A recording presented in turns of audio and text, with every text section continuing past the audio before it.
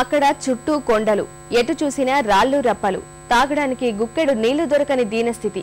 ఎడారిని తలపిస్తున్న పాలమూరు జిల్లాలోని పరిస్థితి ఇది. కృష్ణా, తుంగభద్ర నదులు పక్కనే పారుతున్న దాహార్తి తీరని గ్రామాలెన్నో అక్కడ దర్శనమిస్తాయి. మహబూబ్ నగర్ జిల్లా కొడంగల్ మండలంలోని ఈ ఊరి పేరు ధర్మాపూర్. బిందెడు నీటి కోసం చిలిమి వద్ద భగీరథ ప్రయత్నం చేస్తున్న ఈ దృశ్యం చూస్తే తెలుస్తుంది జనం దుస్థితి.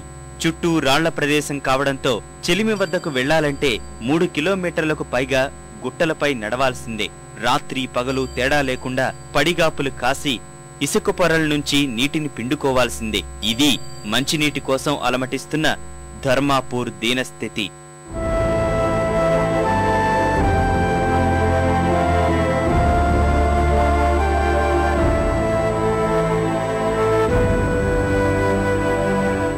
కొడంగల్కు 11 కిలోమీటర్ల దూరంలో ఉన్న వందల కుటుంబాలు చెలిమిలపై ఆధారపడుతున్నాయి. ఊరిలో 2 చేతి పంపులున్నా పని చెయ్యవు. దీనికి తోడు ఫ్లోరైడ్ భూతం.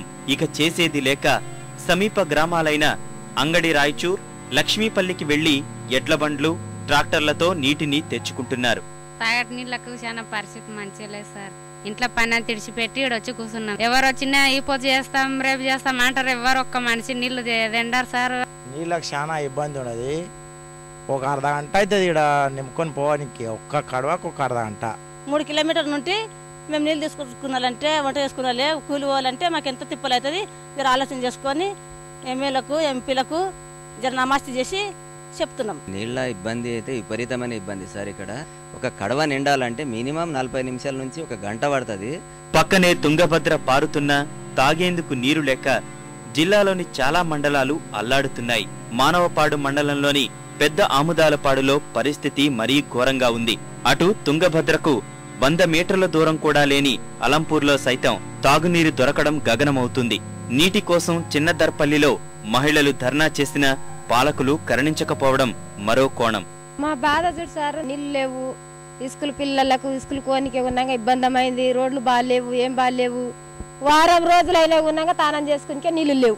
ఎమ్మెల్యే చూడు, ఎవడు చూడాడు, చిన్నలు అడిగారు, పెద్దలు అడిగారు.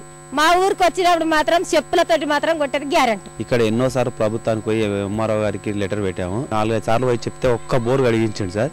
అది ఊరు బయట ఇక్కడ 1/2 కిలోమీటర్ దూరాన్ని ఉంది. చిన్న పిల్లలు, లేడీస్, ఆడపిల్లలు పోయి తీసుకురావాలంటే పోయడానికి చాలా ఇబ్బంది కలుగుతుంది. పిల్లల గురించే మోరీలు, నీళ్లు చాలా ఇబ్బంది ఉండే. నీళ్లు తెచ్చుకోవాలి, రోజు 2 బిందెలు. చిన్న పిల్లలు సైకిల్ మీద తెచ్చుకుంటున్నాం. ఈ ఎండాకాలం మొత్తం నీళ్ళకి గడిపే మాది. గొంతు తడుపుకోవడానికి కాసిన్ని నీళ్లివ్వండి మహాప్రభు అంటూ పాలమూరు ప్రజలు అధికారులను వేడుకుంటున్నారు. సమస్యలు తీర్చకపోతే ఎన్నికలను బహిష్కరిస్తామని హెచ్చరిస్తున్నారు.